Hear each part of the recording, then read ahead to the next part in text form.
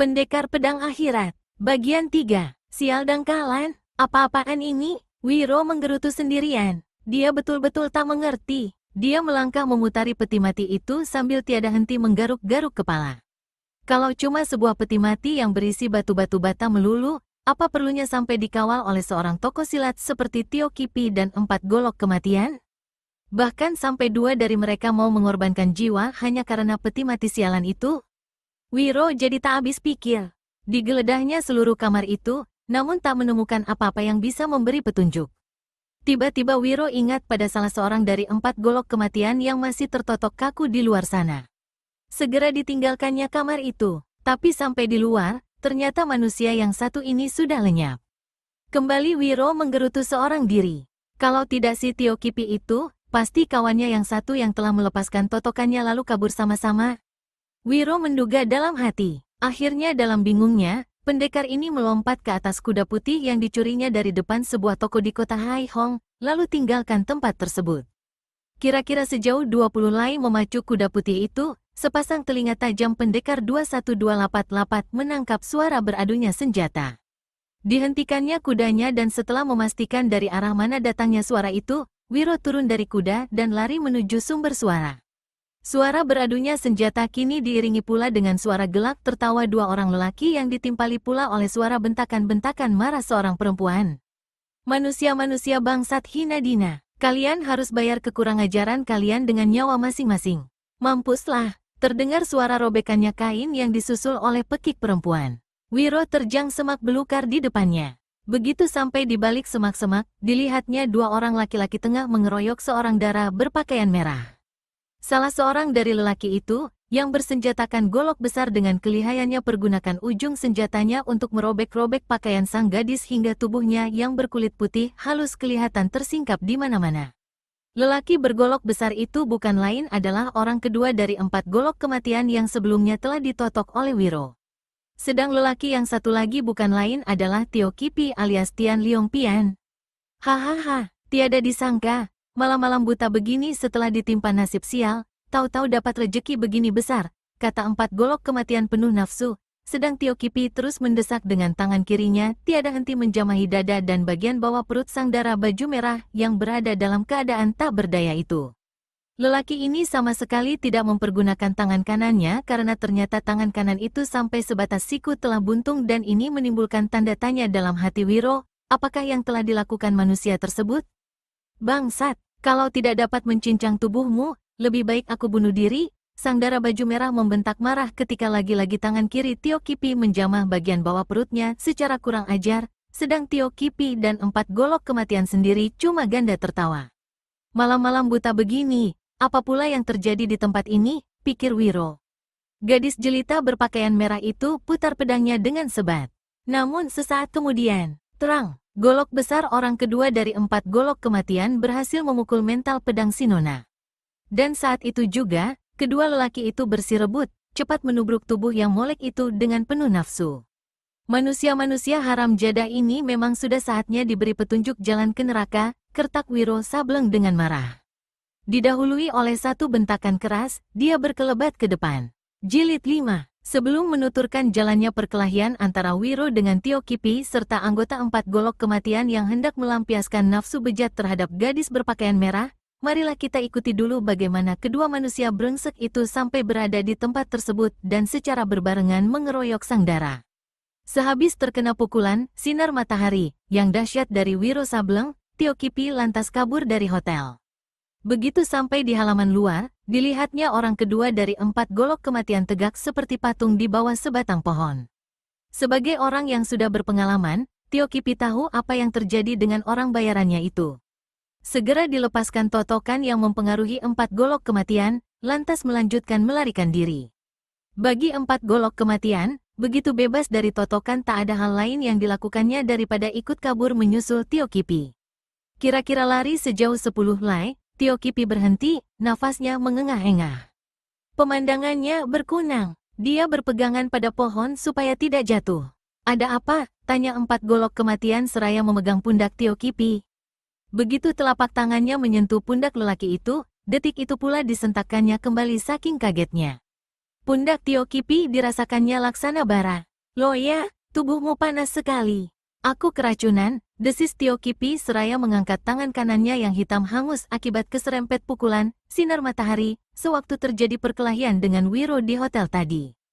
Perlahan-lahan dia duduk bersila di tanah. Kelihatannya racun yang amat berbahaya, berkata 4 golok kematian.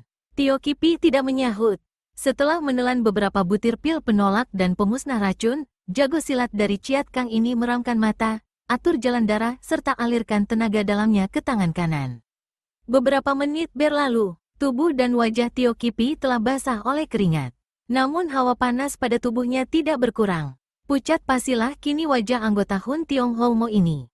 Tak ada jalan lain, desisnya seraya membuka kedua mata dan menotok jalan darah pada bahu kanannya di 4 bagian. Kemudian dia berpaling pada 4 golok kematian dan berkata, "Pinjamkan aku golokmu." 4 golok kematian maklum apa yang hendak dilakukan Tio Kipi. Memang cuma itulah satu-satunya jalan untuk menyelamatkan nyawa. Goloknya dicabut dari sarung dan diserahkan pada Tio Kipi. Dengan menggigit bibir, Tio Kipi lantas tebaskan senjata itu ke tangan kanannya. Sekali tebas saja, putuslah lengan kanannya yang keracunan pukulan sakti Wiro Sableng itu. Darah mengucur kemudian berhenti. Apa yang kita lakukan sekarang, Loya? Bertanya 4 golok kematian setelah beberapa lama berdiam diri. Tio Kipi sendiri sebenarnya juga tidak tahu apa yang akan diperbuatnya saat itu.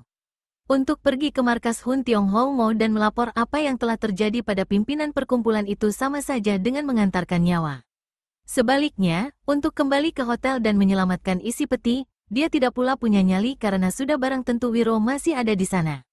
Tiba-tiba Tio Kipi ingat pada seorang kenalan baiknya yang berdiam kira-kira 10 lai dari tempat itu. Sang kenalan adalah salah seorang anak murid Kun Lun Pai yang kini hidup sebagai guru silat di Siukan. Dengan meminta bantuan tokoh tersebut beserta lusinan anak muridnya, masakan dia tidak dapat menghajar Wiro dan sekaligus menyelamatkan peti mati tersebut. Memikir sampai di situ, Tio Kipi mendapat semangat dan harapan besar. Dia segera berdiri. Saat itu, orang kedua dari 4 golok kematian berkata, "Loya, jika memang segala sesuatunya sudah dianggap selesai, maka kuharap aku dapat menerima bayaran sebagaimana yang sudah ditetapkan. Aku tidak meminta semuanya, setengah pun jadilah." Tio Kipi melotot dan membentak, saat ini bukan tempatnya untuk bicarakan soal uang. Masih hidup sudah lebih dari untung. Ayo, kau ikut aku ke Siukan. Sebenarnya, orang kedua 4 golok kematian ini sudah tak punya minat lagi untuk berurusan dengan Tio Kipi. Apalagi mengingat 2 saudaranya sudah mati sedang yang satu lagi kabur entah kemana. Namun untuk bentrokan dengan Tio Kipi, sekalipun manusia ini telah cacat, 4 golok kematian mesti pikir 2 kali. Dalam pada itu, Tio Kipi kembali membentak dengan kata-kata, "Apakah kau tidak ingin membalaskan sakit hati kematian 2 saudaramu?" Tanpa menunggu jawaban orang di hadapannya itu karena dia tahu bahwa 4 golok kematian akan mengikutinya, Tio Kipi berkelebat meninggalkan tempat tersebut. Udara malam terasa dingin. Kegelapan semakin memekat. Kedua orang tersebut laksana hantu yang gentayangan di malam buta. Belum sampai menempuh jarak 10 lai, Tio Kipi yang berpendengaran lebih tajam dari 4 golok kematian tiba-tiba hentikan lari, lalu berlindung di balik sebuah pohon besar sambil memberi isyarat pada 4 golok kematian. "Ada apa?" bertanya 4 golok kematian. "Seseorang mendatangi dari jurusan depan," sahut Tio Kipi seraya siapkan pukulan sakti di tangan kanannya. "Hati-hati, bukan tidak mungkin si rambut gondrong yang di hotel itu." Beberapa detik menunggu, muncullah orang yang datang dari arah depan itu. Meskipun malam gelap, namun karena jarak mereka cukup dekat, baik Tio Kipi maupun 4 golok kematian segera dapat mengenali bahwa orang yang ada di hadapan mereka adalah seorang nona jelita berpakaian merah. Di balik punggungnya menyembul ujung gagang pedang. Melihat kenyataan bahwa yang muncul adalah seorang gadis berparas cantik, Tio Kipi dan 4 golok kematian jadi saling pandang dan saling maklum jalan pikiran serta perasaan masing-masing. Di tempat sepi dan malam-malam begini, Loya, siapa yang bakal tahu? Asal saja Loya tidak menyerakahinya sendirian, bisik 4 golok kematian. Tio Kipi alias Tian Liong Pian menyeringai. Dia memberi isyarat lalu berseru, "Nonaku manis, malam-malam begini tengah menuju kemanakah? Bukankah akan lebih baik jika aku ikut menemanimu?" Menimpali 4 golok kematian. Keduanya kemudian tertawa gelak-gelak. Sang nona, begitu mendengar teguran kurang ajar tersebut, bukan kepalang kagetnya. Tapi dia juga marah. "Siapa kalian?" Bangsa hantu apa dedemit yang minta dihajar? Tio Kipi dan pembantunya kembali tertawa gelak-gelak. Nonaku yang cantik, jangan terlalu galak dan lekas marah. Kami berdua sudah barang tentu manusia biasa seperti kau. Jika kau kepingin kenal, maka aku adalah Hwaseng, orang kedua dari 4 golok kematian. Sedang ini loyaku bernama Tio Kipi, bergelar Tian Liong Pian. Sang Dara tidak pernah mendengar nama 4 golok kematian dan juga Tio Kipi atau Tian Liong Pian.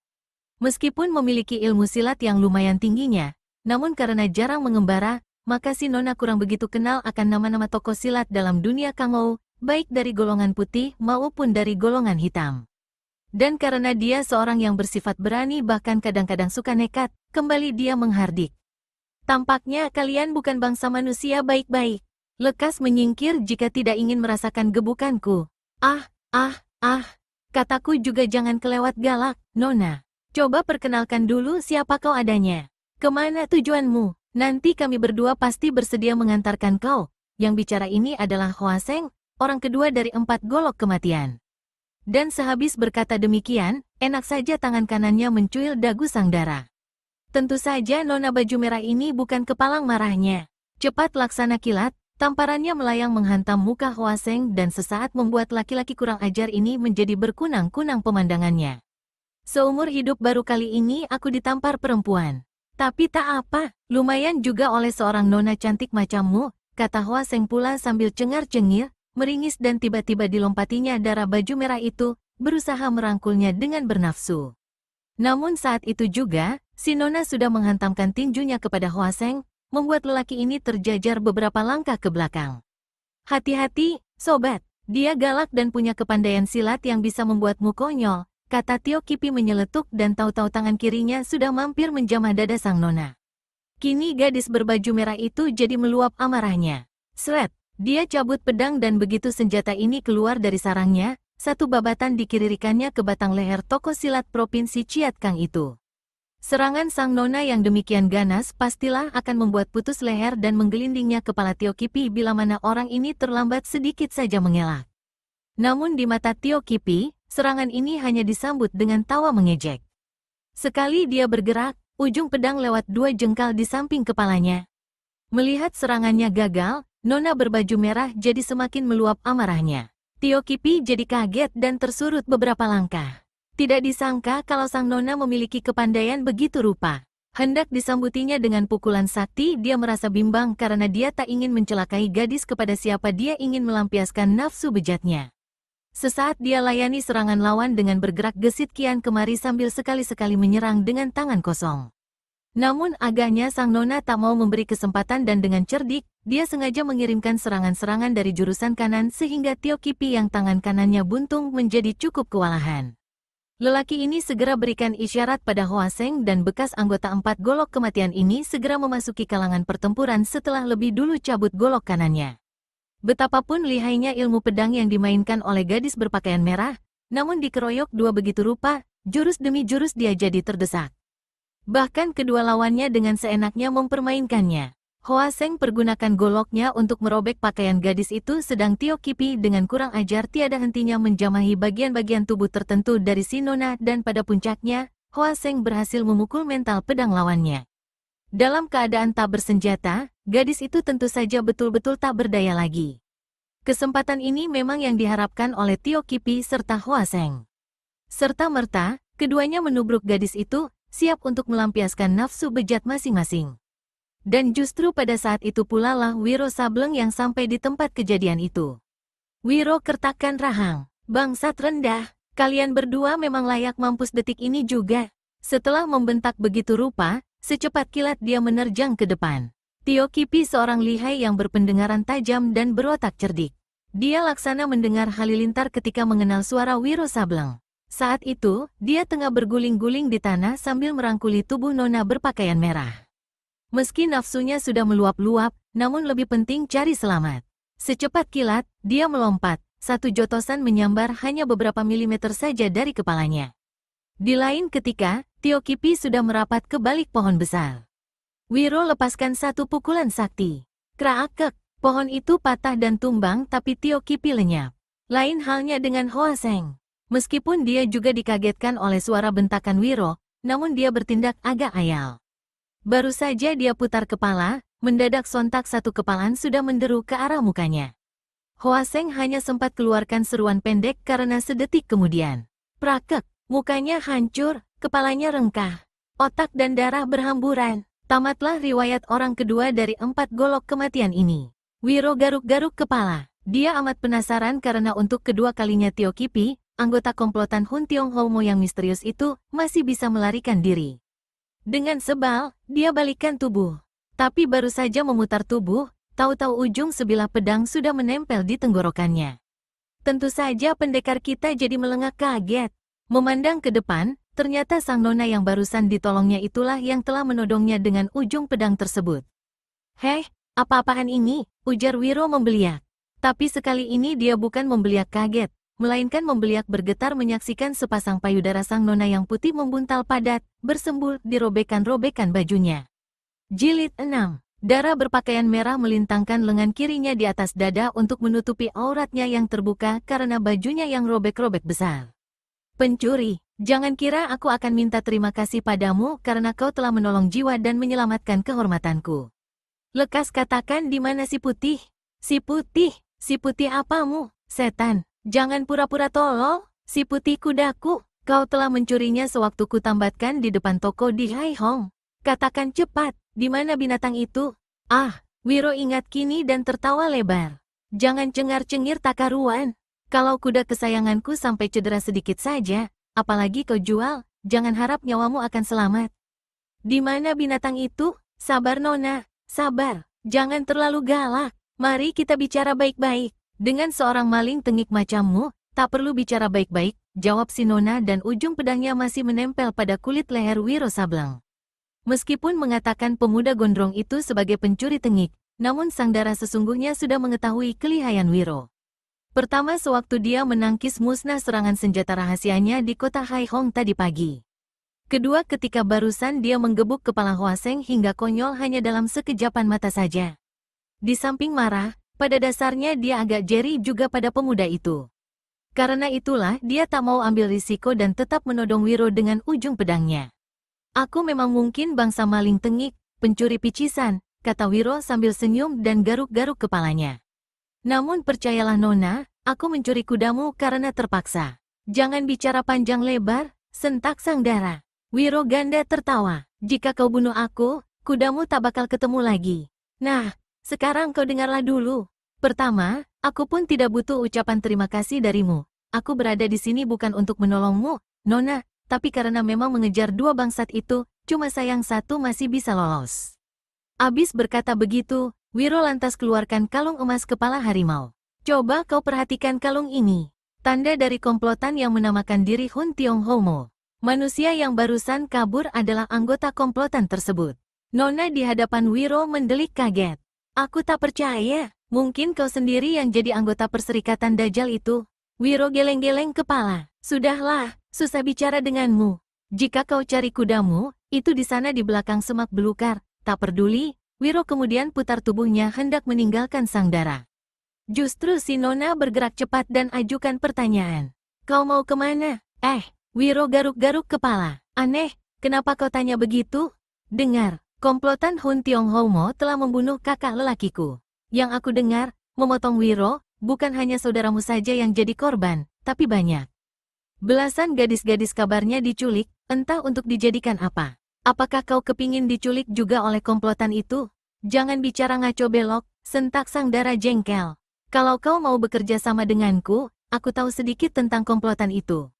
"Siapa sudi bekerja sama dengan dara segalakmu? Lagi pula kau punya kepandaian apa?" Wiro sengaja mengejek hingga si nona jadi penasaran, banting-banting kaki. Tangan kanannya bergerak dan putuslah dua kancing baju Wiro Sableng. "Ah, boleh juga ilmu pedangmu, nona. Tapi aku sudah saksikan sendiri tadi. Menghadapi dua pengeroyok itu kau tak mampu berbuat apa-apa. Sekarang kau mau pinjam tanganku untuk membantumu menuntut balas kematian kakakmu pada komplotan Hun Tionghomo karena kau sadar tak bakalan mampu melakukannya sendiri. Sungguh cerdik otakmu, nona. Tapi tak usah ya." Dara itu gigit bibirnya. Sepasang matanya berapi-api. Rahangnya menggembung. Tanpa bilang apa-apa lagi, dia putar tubuh dan melompat ke balik semak-semak. Begitu dilihatnya kuda putihnya, segera saja dia menaiki binatang ini dan meninggalkan tempat itu dengan cepat. Sampai suara rintik kaki kuda putih lenyap di kejauhan, barulah Wiro berlalu pula dari situ. Larinya Tio Kipi setelah lolos dari lubang jarum kematian untuk kedua kalinya dari tangan pendekar 212 Wiro Sableng, tak bedanya seperti orang lari dikejar setan kepala 7. Hampir 20 lay dia lari terus-menerus tanpa memperdulikan kemana arah tujuannya. Pakaian ungunya robek-robek tersangkut semak-semak. Ketika nafasnya megap-megap dan lidahnya terjulur keluar, barulah lelaki ini hentikan larinya. Ternyata dia berada di satu daerah berbukit-bukit yang penuh ditumbuhi pohon-pohon kapas. Lapat-lapat didengarnya suara air yang jatuh memercik menimpa batu. Dia melangkah terlatih-tatih ke jurusan itu. Ditemuinya sebuah sungai dan air terjun kecil. Tio Kipi mencelupkan muka dan kepalanya dalam air yang dingin itu, kemudian meneguk air sungai sepuas hatinya. Tubuhnya dibaringkan di tebing sungai. Memandang ke langit, dia melihat susunan bintang-bintang yang menunjukkan bahwa tak lama lagi malam akan digantikan dengan pagi. Karena terlalu letih, Tio Kipi akhirnya tertidur pulas berselimutkan udara malam yang dingin. Tio Kipi terbangun oleh silaunya sinar matahari pagi yang jatuh menimpa wajahnya. Sambil mengucak-ucak mata, dia duduk. Ketika hendak membasuh mukanya dengan air sungai, tiba-tiba kakinya menginjak sehelai kertas. Ternyata kertas itu bukan kertas biasa, melainkan sepucuk surat yang ditujukan kepadanya.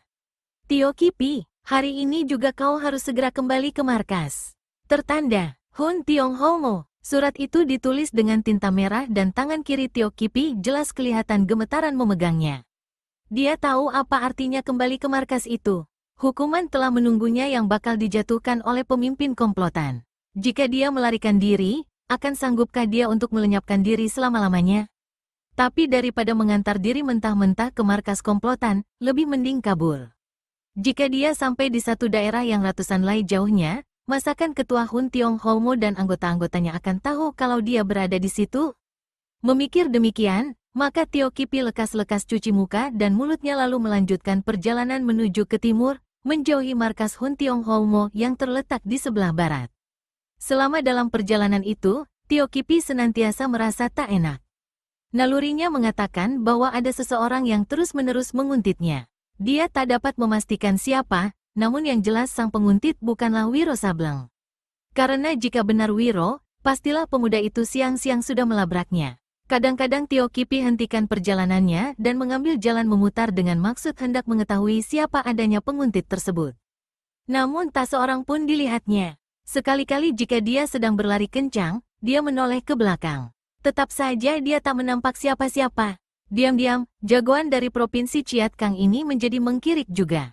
Dia baru merasa lega sedikit ketika memasuki sebuah kota kecil.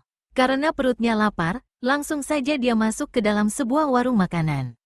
Tatkala pelayan datang menghidangkan pesanannya, sepasang mata Tio Kipi membeliak menyaksikan segulung kertas yang menancap di atas tumpukan nasi panas dalam mangkok. Diambilnya gulungan kertas itu. Begitu dibuka, tampaklah serentetan tulisan yang berbunyi, "Tio Kipi, apa kau kira kau bisa melarikan diri mencari selamat? Segera kembali ke markas atau kau akan mati dengan tubuh tercincang detik ini juga."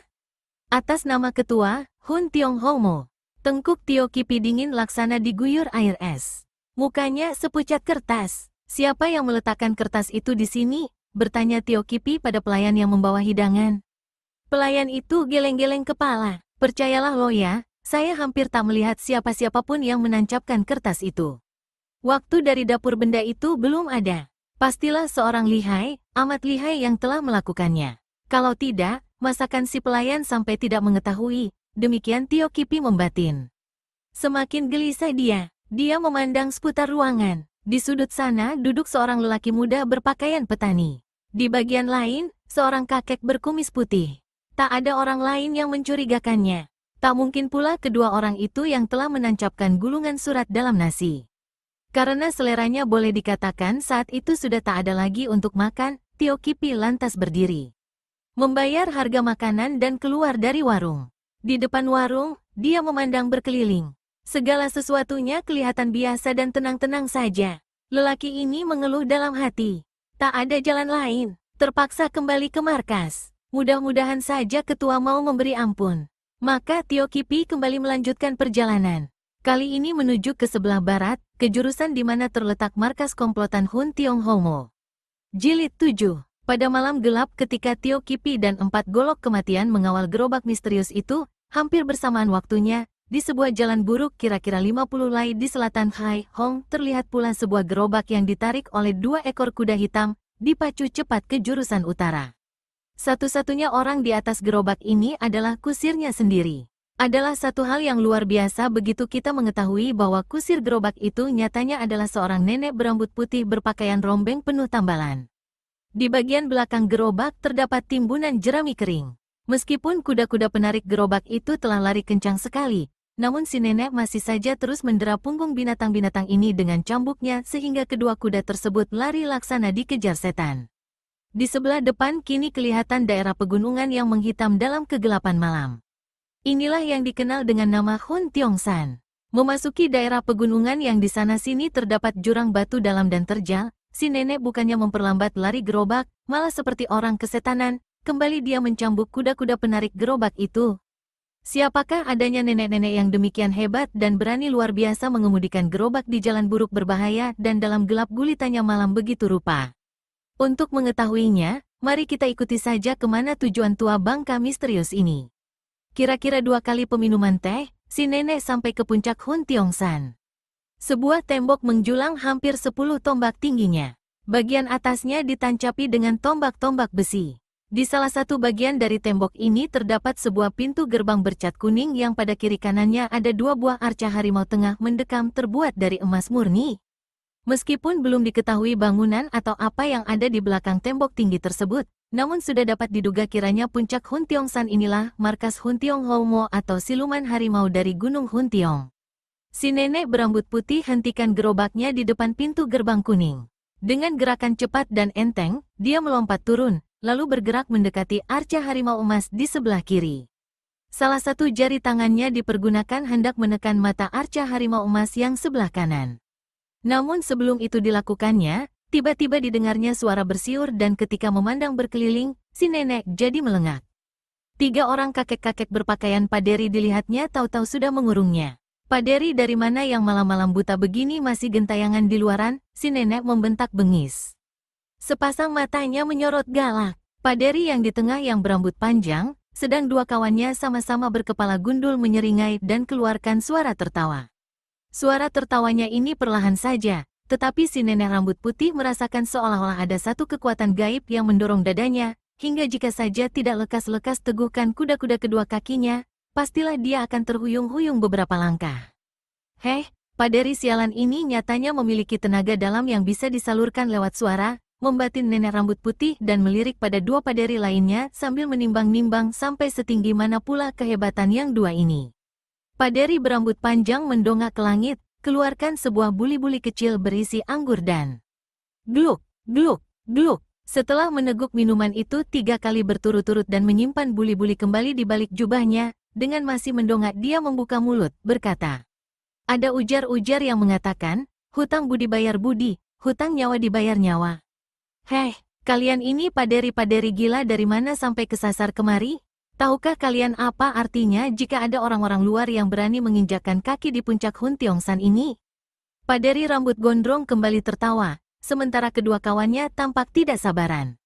Kami datang kemari bukan untuk mencari segala tahu, tapi guna menagih hutang nyawa. Beberapa waktu yang lalu, kau telah membunuh seorang paderi dari Xiao Limsi secara kejam tanpa sebab lantaran.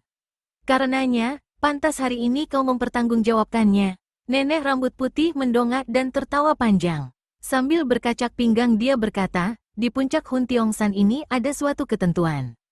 Siapa-siapa orang luar yang berani naik kemari, berarti mampus. Bisa datang tak bisa pulang.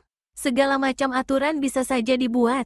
Tapi yang kami perlukan adalah nyawa busukmu, menyahuti paderi botak di sebelah kanan. Namanya Tek Bun. Si nenek rambut putih kembali mengumbar suara tertawa. Nyali kalian sungguh besar. Apakah kalian akan maju berbarengan atau sendiri-sendiri? Bagi manusia laknat macam kau, mengapa harus memakai segala macam aturan? Sentak paderi rambut gondrong. Namanya Hoa Kong. Bagus. Dengan demikian, aku tak membutuhkan waktu lama untuk menyingkirkan kalian bertiga. Memang sudah lama juga puncak Hun Tiongsan ini tidak dibasuh dengan darah paderi tengik macam kalian.